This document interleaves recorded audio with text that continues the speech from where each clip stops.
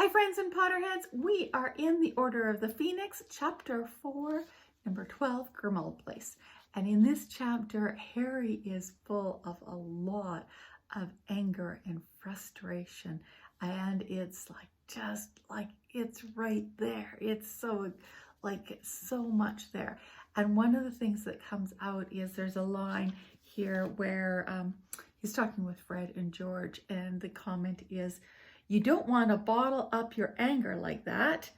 And that really resonated with me because I grew up in a generation where we were told just to bury our feelings. And even my parents' generation just told to bury our feelings and to tuck it inside.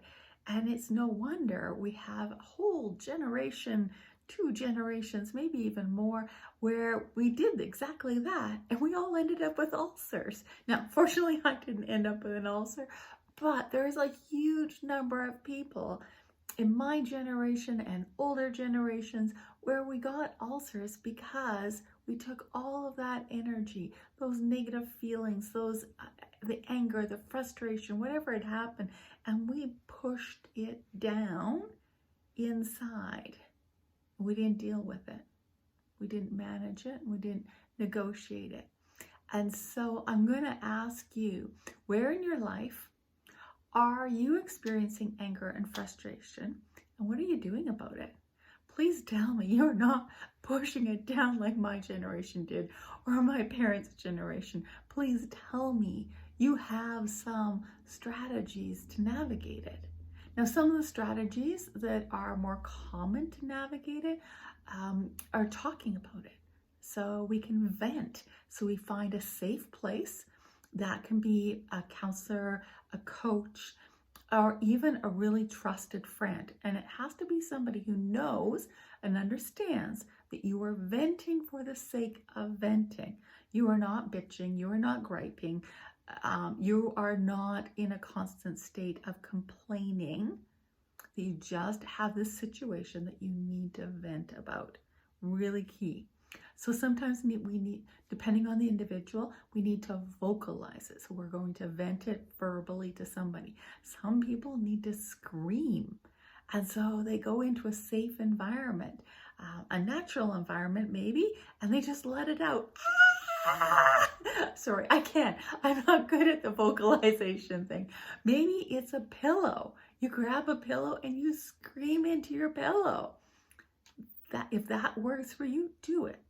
Some people, it's being physically moving. And by physically moving, we get that anger and that energy out of our body. So maybe it's going for a run, maybe it's going for a walk, maybe it's, if you got a trampoline in the backyard, you're bouncing on the trampoline.